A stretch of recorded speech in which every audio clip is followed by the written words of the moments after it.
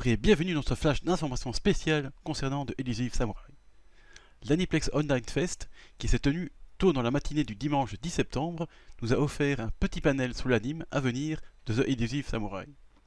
Ce panel de 10 minutes a été un peu avare en nouvelles, je trouve, mais on a eu droit à quelques petites infos tout de même.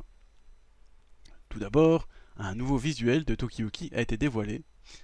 Elle semble inspirée d'une case du premier chapitre et a été dessinée par le car designer de l'anime Yasushi Nishitani, aidé par Kazuko Nakajima et Yuya Sakuma. C'est un fort joli visuel, je trouve, très expressif et cohérent avec le personnage, même s'il n'y a pas d'équivalent dans le manga, donc ça augure d'un bon travail, au moins visuel. Il y a une case qui ressemble plus ou moins où on voit Tokiyuki jouer avec un chien, vite fait, mais voilà, je pense qu'à mon avis l'inspiration vient de là, mais il n'y a pas vraiment d'équivalent. Après ce sympathique visuel, il y a eu un teaser de 30 secondes qui visuellement ne montre rien de neuf, mais dévoile cependant la voix qu'aura Tokiyuki dans l'anime. Cette démonstration rapide d'Asaki Yuikawa m'a plutôt plu. Elle lui donnait une voix assez vive, dynamique, joyeuse et enjouée, qui va bien au personnage quand il parle avec passion de fuite. Cela dit, j'apprécie que ce teaser glisse une réplique du début du manga en guise de démonstration. Ça donne déjà un petit aperçu de ce que sera l'adaptation du manga avec cette phrase très lucide de Tokiyuki.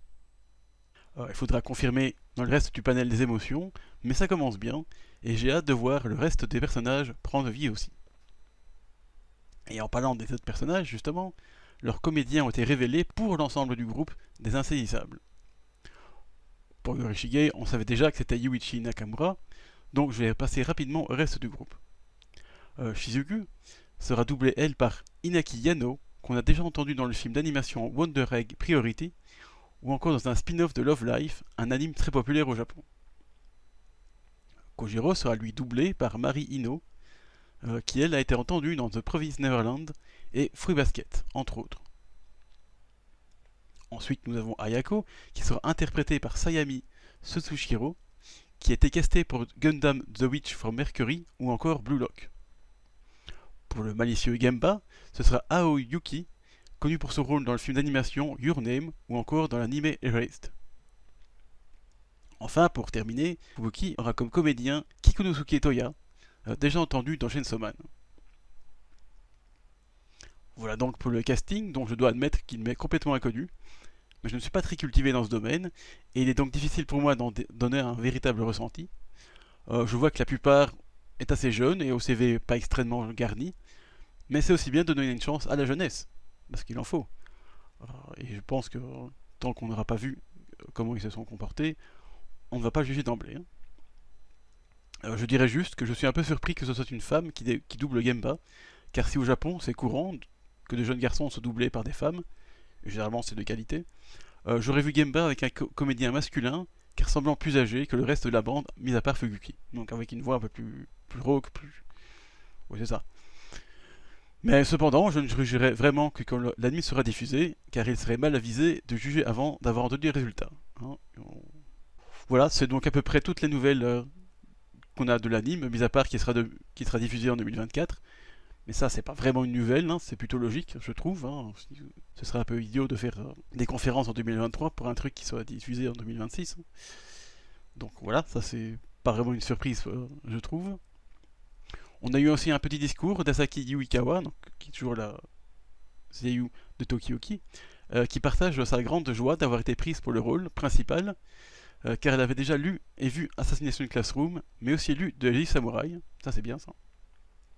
C'était donc assez incroyable pour elle de pouvoir participer à l'adaptation animée.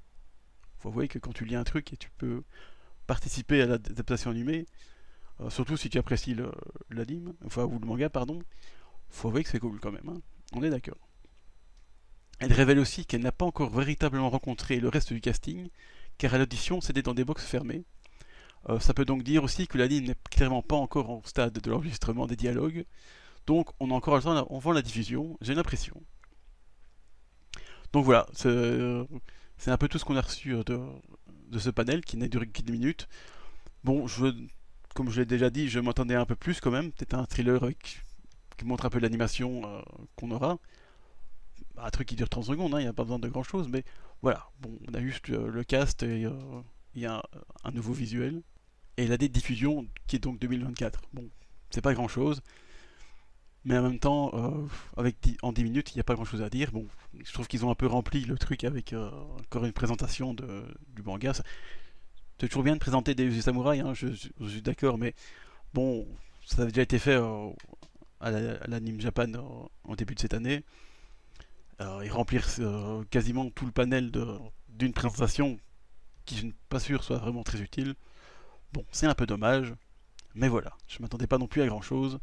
Mais bref, c'est ici que se referme ce flash d'informations spéciales concernant The Elusive Samurai. Merci de m'avoir écouté et à bientôt.